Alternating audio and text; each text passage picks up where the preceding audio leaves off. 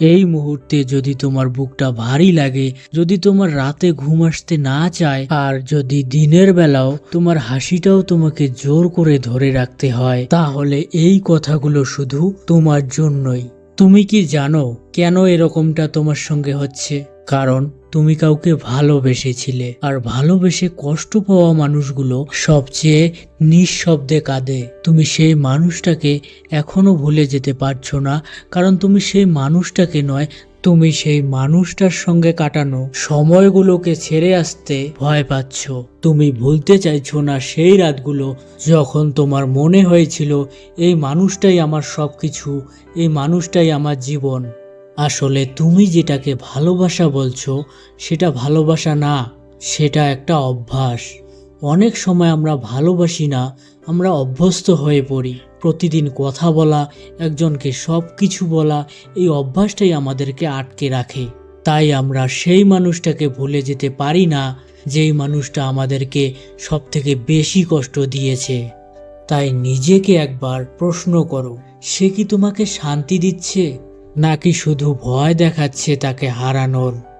একটা কথা মনে রেখো, ভালোবাসা কখনো কাঁদায় না, ভালোবাসা সব সময় আগলে রাখে। তাই আজ থেকে নিজেকে দোষ দেওয়া বন্ধ করো। যে মানুষটা তোমার কষ্টের কারণ, তাকে ছেড়ে আসা দুর্বলদের কাজ না, বরং এটা একটা শক্ত মানুষদের সিদ্ধান্ত। অনেক সময় কষ্টটা হয় কাউকে হারানোর জন্য না, কষ্টটা হয় নিজেকে হারিয়ে ফেলার জন্য। ভালোবাসতে ভালোবাসতে আমরা নিজের পছন্দ, নিজের স্বপ্ন, নিজের সম্মান সবকিছু একটু একটু করে শেষ করে দেই। আর একদিন হঠাৎ করে বুঝতে পারি যাকে ধরে রেখেছিলাম সে তো এখন নেই, আমিও সেই আগের মতো আর নেই। আমি জানি তোমার ভেতরে এখন খুব ঝড় চলছে, তুমি হাসছো ঠিকই, কিন্তু তোমার বুকের ভেতরে কেমন যেন একটা ব্যথা জমে আছে। আর বারবার শুধু তার কথাই মনে পড়ছে যে তোমাকে ছেড়ে চলে গেছে। এই সময় আমি তোমাকে একটা অনুরোধ করব, নিজের সাথে লড়াই করো না। কারণ কারো কথা মনে করা, কাউকে মিস করা, এটা কোনো অপরাধ না। কষ্ট পাওয়া মানে তুমি হেরে গেছো এটাও না, এর মানে শুধু একটাই, তুমি তাকে মন দিয়ে ভালোবেসেছিলে।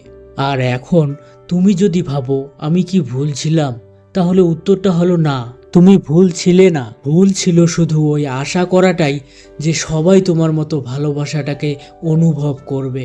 তুমি হয়তো ভাবছো এই কষ্টটা শুধু তোমারই হচ্ছে, কিন্তু বিশ্বাস করো এই পৃথিবীতে অনেক মানুষ আছে যারা এই মুহূর্তে তোমার মতোই চুপ করে বসে আছে। আর তাদের মধ্যে রয়েছে কারো চোখে জল, কারো বুকে চাপা কান্না। এই মুহূর্তে তুমি একা নও, তুমি শুধু এখন নিজের সবচেয়ে নীরব সময়ে আছো। আর এই সময়টা যখন পার হয়ে যাবে তখন তুমি বুঝতে পারবে তুমি নিজেকে যতটা দুর্বল ভেবেছিলে তার চেয়েও তুমি অনেক বেশি শক্তিশালী। আমার প্রিয় ভাই ও বোনেরা, একটা কথা মন দিয়ে শোনো, যে মানুষটা তোমাকে ছেড়ে চলে গেছে সে তোমার শেষ গল্প ছিল না, সে শুধু তোমার গল্পের একটা অধ্যায় ছিল, যার পর তুমি নিজেকে আবার খুঁজে পাবে।